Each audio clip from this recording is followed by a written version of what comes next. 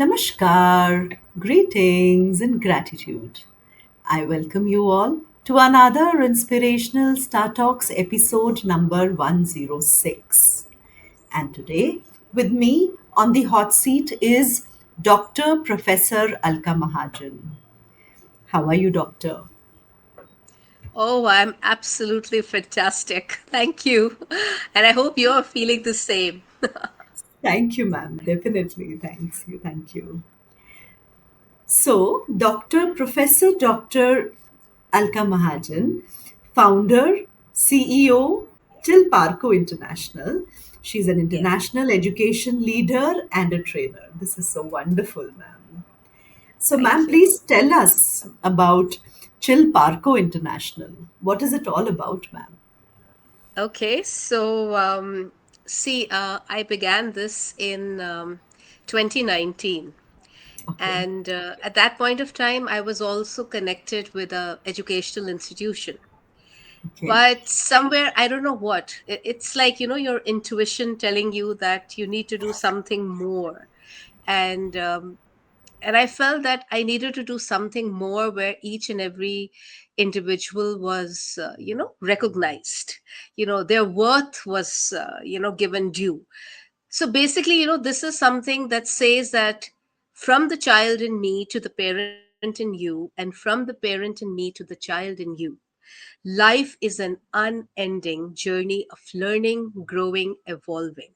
So life doesn't end when you reach a particular age. It's not the end of the world. You continue learning, you continue growing, you continue learning not only from people who are, let's say, more senior to you, but you even learn from the young ones.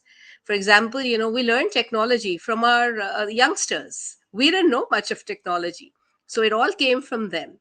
So that was one thing. Plus, we believe in the power of seas. We're fueled rather by the power of the seas, which is care, communicate, connect, collaborate, create, care, compassion, because these are values that are sustainable. And I know you're also a SDG advocate.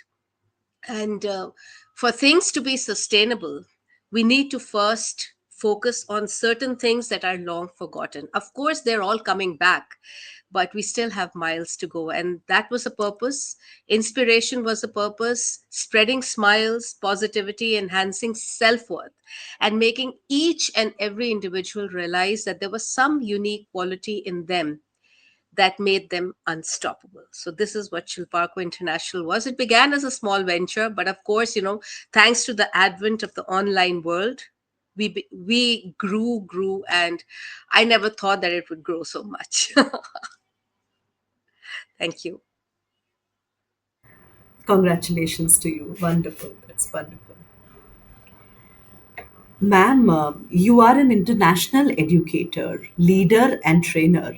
How did this happen? So I've been in the educational scene for almost 35 plus years now. And you know what? I have been very different in my journey. Uh, I've always taken risks. I've stepped out of my comfort zones. People thought that I was nuts, bonkers, for taking steps that no one would, really think about. But then, somewhere down the line, there was something that was telling me that, this is not what it is that you really want. You want more. And there was somewhere deep down also, because of me being the traveler that I am. I mean, I think the moment I took, birth on planet Earth, I was traveling. So I was born in China. I started my education in New York, went to the Philippines, went to Denmark, went to so many countries. So it's just been. And then when I got married, for some time I didn't travel too much. But then when you are a traveler at heart, that thing comes. So then I realized that this is not going to work if I am with a regular institution where I have to keep on taking permissions to go out for 2 months, for 1 month, or something like that. And so I just took the plunge. It was just stepping out of my comfort zone. So I went to Malaysia. I I was invited to a school. I did some talks there. I went to Singapore, did some talks there. Went to New York, went to my old school. Though my teachers weren't there, but I met some people. They asked me to do a talk, so I did the same. So that's how things began. I mean, at each point of time, I just took the plunge. It was like a leap of faith every time, and I feel that every leap of faith that I've taken on my journey worked to my favor. I mean, yeah, there were some unsettling moments. I don't say that. Things weren't easy. At times, I would think that what did I get myself into? But then I thought that if I don't take this step, I mean, I'm not going to make things happen just by sitting down in a comfort zone. So, it's always good to take risks. If you need to grow, you need to take a risk. Otherwise, you're where you are stagnant. That's what I feel. Well said, ma'am. I totally agree with you. Wonderful, Yeah. wonderful. Yeah. So, ma'am, how is it being an editor, a columnist? Tell something Okay, about it. so yeah, so writing again was my passion ever since I was tiny. I used to write a lot. Okay. And when I began my educational journey, I thought that there were, so I got these opportunities to write columns for the national dailies, Hindustan Times, Times of India. I started with educational teenage dilemmas. I started with parenting columns. I started with those kind of, those agony aunt kinds of columns where someone asks you a question and you give an answer and something like that. And then of course it just went on. And then of course I started writing for lifestyle magazines as well. And then I thought to myself that it's high time that I started something also. So that's how Tenacity International was born in 2020. And I think we have about 15 editions already done. And I think it's wonderful because our magazine is a global magazine. So you Yes. have coverages and write ups from people not only from our country, but from all Mhm. over the globe. And I think it gives a lot of perspectives, and you learn so much about different cultures, different people, different characters. I feel there's so much to learn and so little time. So I think with every step and every edition that comes out, there is a lot of learning going on. Rightly said, ma'am. Absolutely, absolutely. So much to learn and very little time. Right. Yes, yes, That's correct. absolutely. Share with us, ma'am, your experiences, success stories, and challenges that you faced in your journey, ma'am. Well, I think I've challenges were a part of me because I began very young. So when I started my educational journey and in schools, and of course there were some lectures in colleges as well. But I was very revolutionary in my approach. I think I was very different. I wasn't like the normal. I had to do things differently. And there were times that I wouldn't even agree to the policies. I wouldn't like the usual, go to the class, pick up the chalk, use a duster, write something, ask the children to read from the textbook. I was an English teacher, so I it wasn't just my style. So I would always like to begin with jokes, with songs, with drama, and I'm talking of late 80s and early 90s. At that time, we didn't have any CCE, which became such a big thing in 2009. And that was a time, which was like a validation for me. And I actually met some of my old principals just to tell them that, you see, didn't I'd always tell you that children learned faster with activities, because there was a time I was told you're wasting their time and you should focus on academics and you have to focus on covering the syllabus. And I would say, no, this is not something which they will remember. I want to teach them in a way that they remember what I'm teaching them, so they shouldn't be forgetting. So it has to be made in a different way. So there was dance in my classroom. There was a lot of, I would ask kids to just write a song on particular topics, and I'm talking about early 90s. It was unheard of. And I and I had a lot of tips even with my colleagues. And if some of them by chance listen to this podcast of yours, they'll say, yeah, you were right then, but we didn't agree with you. And then, of course, when CC came in 2009, I was the happiest person on planet Earth. I said, see, activities. Now you see the educational thing, everything has changed. Now everything is, you have to have an activity to supplement your teaching. For me, Correct. I did it long back. Of course, Mm. I would only have my colleagues and my my principals at those point of times, and they're still around. And so, if Mhm. you get them here, they'll say, yeah, she was the one who used to do all these things. I used to introduce a lot of things in school, and so everybody used to say, it's so much fun, you don't look like a teacher. Actually, it's very different having you around. So we've learned a lot. And the kind of respect you get, and the kind of things that your students, ex students, who are big shots now, they tell you, they said, we still remember that line that you told us. You used to say this, you used to say that, nothing in this world is good or bad, it's our thinking that makes. So they would just come up with some of my favorite lines, including life is an unending journey of learning. And they would say that we still remember that. I don't know how, but whatever you taught us still stays with us. And I feel, Oh, that is something which is important. That is a sustainable part of education. So I feel happy that way. But yes, success wonderful. stories have been a lot as well. I generally used to be given the naughtiest class to teach. And Okay. and but I don't know, I used to approach it differently. I remember there was a student of mine who came to class. He was all smeared in blood, and Oh, he had a fight with the college goons, because of some girl issue. And he was in grade 11 at that point of time. And okay. of course they were the college, but the way the situation was handled, I still have his mother coming to me, and I get goosebumps every time I remember Sahil, and how Mhm. he came to class, and he said, ma'am, only you can help me. And I Okay. had a and actually everybody was against me, thinking that I'm getting myself into some trouble. But I don't know. I just did it my way.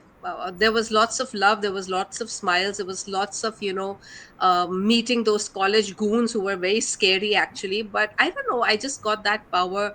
I thought he's my student, and I did it. And I don't know. It just came to my mind as I'm talking to you.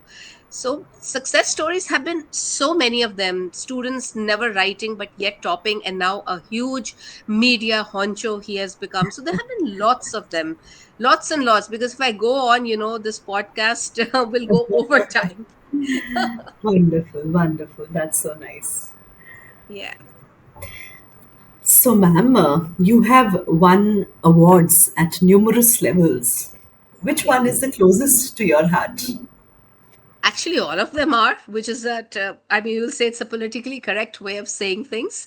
But yes, the one that I got in 2023, which was for excellence in leadership and higher education in London at the Royal Leonardo Hotel, I feel, where there were dignitaries from so many countries, I think 250 plus countries. And I was there, and I felt that, this is the moment. I mean, there's no national award in those the kinds that many principals get in our country. I don't have anything like that. I have lots of them. Sorry. But I feel that this award, tops them all. Because this was really proof of all that, everything that I'd done in my own way, to reach where I did. Of course, I'm very proud of the ones as a host and anchor, also, of talk shows and panel discussions, which I got for breaking the ice talks. But I'll still give that number one.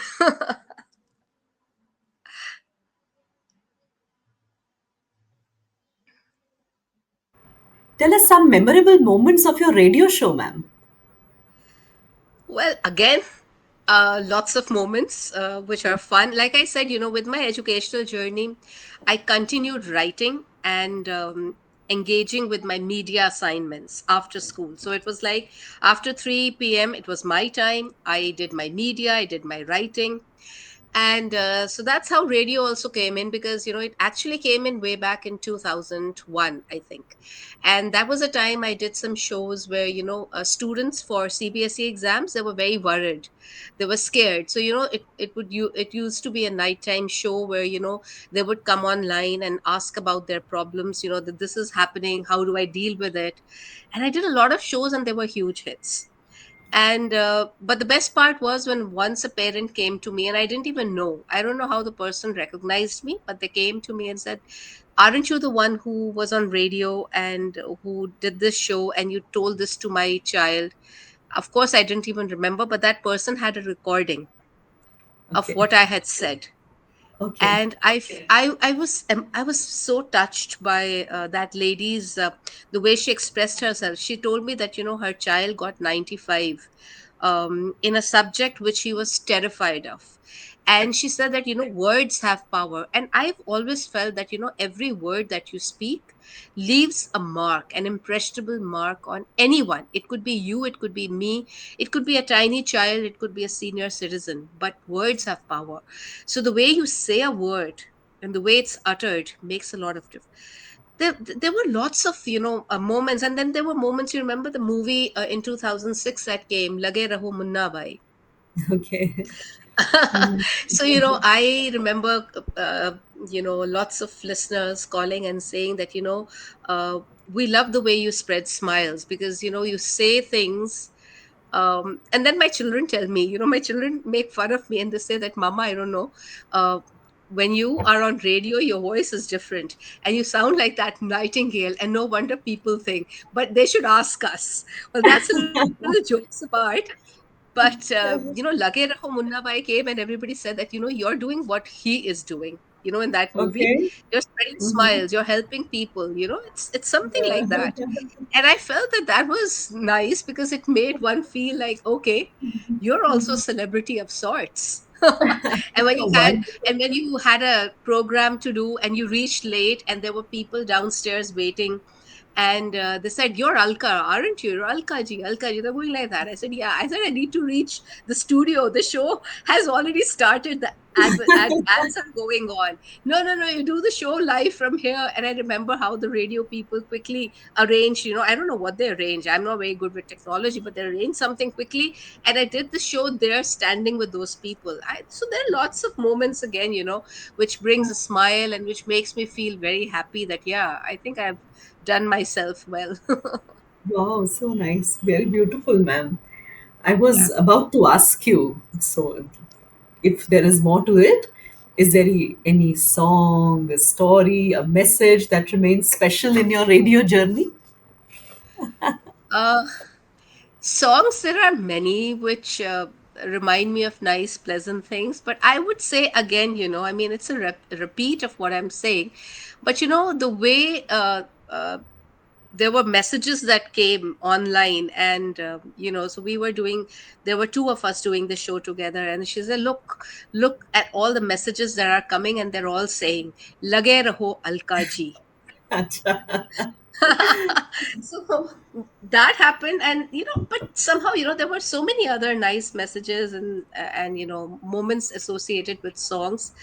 But somehow, this is a message which really stayed, because this is what my chill parko is doing. We actually want to spread smiles and positivity, and because this is what the world needs. I mean, look at the global situation currently, war, and so much of tension and Hmm. stress. I think if people just started understanding the uniqueness in them, and the fact that they have this unstoppable quality, I feel that everybody would be happy in all parts of the world, and we wouldn't have these moments. So at least I know that through my shows, that are happening, lots of people have been inspired and they're doing a lot of good stuff. So that again makes me very happy. Great, ma'am. So, my last question comes to you. So, if your life was a book, what would its title be, ma'am? Two words, and people who know me would know that I say this word often. So I'll Okay. say unstoppable me. Wow. Good. This is so Yeah. nice. So, Yes. my best wishes with you, ma'am, and stay Thank you unstoppable. so This much, is and keep wonderful. shining, keep growing, keep doing the Thank you. wonderful job that you're doing, and my good wishes to you as well. And thank Thank you so you. much for having me on your show. Thank you so much, ma'am. Thank you for coming. Thank you, my dear audience, for being with us in this wonderful conversation today. I will come back with another personality who has inspired my life. Thank you. Have a nice day. Bye, ma'am. Bye bye. Take care. You too.